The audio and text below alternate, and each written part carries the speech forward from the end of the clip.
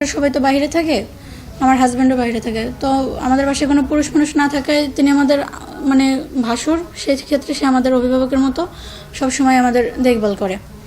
তো এই গত মে মাসের 28 তারিখ সে হঠাৎ তার স্ত্রী অসুস্থতার কথা বলে আমাকে বলতেছে যে তুমি আমাদের বাসায় একটু আসো, তোমার ভাবি খুব গুরুতর অসুস্থ, তোমার ভাবিকে হয়তো বা হসপিটালে অ্যাডমিট করাতে হবে।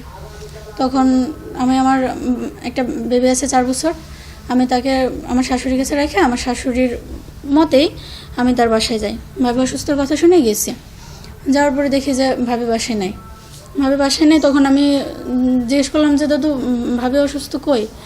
বলতেছে কি তোমার ভাবি তো নাই। তো আমি বললাম যে তো আপনি তো তখন বললেন যে ভাবি অসুস্থ, তাহলে মিথ্যা কথা কেন বললেন?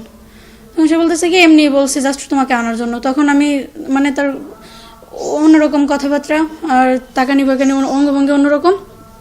তখন আমি করি, যখন চলে আসতে গেলে সে তার ওই মোহাম্মদপাড়া বাসা 5 তলা বাসার ফ্ল্যাটে তার করে দেয়, দরজা লক করে দিলে তারপর আমি যখন বলি যে দাদু আপনি এগুলো কী করতেছেন, তখন সে বলে কি কথা বলবো না এরকম বলে আমার মুখ বন্ধ করে তার ওই কাছে ডাইনিং রুম ওইখানের ওই খাটে নিয়ে আমার ইসের বিরুদ্ধে আমাকে জোরপূর্বক ধর্ষণ করার পরে তারপর ওটা পরে তার বাসার সিসি ক্যামেরা আছে এবং সে এটা মোবাইলেও করে ভিডিও করে। তখন সে আমাকে বলে যে তুমি যদি এটা কাউকে বলো তাহলে কিন্তু মান সম্মান তোমারই যাবে, আমি ফেসবুকে এটা ভাইরাল করে দিব, আর তোমার ফ্যামিলির লোক তোমার চাইতে আমাকে বেশি করে রেসপেক্ট দেয়, আমার কথা আমি যা বলবো তাই বিশ্বাস করবে। তখন এটা বলার পরে আমি ভয় পেয়ে যাই। ভয় পাওয়ার পরে তারপরে আমি কাউকে বলি না।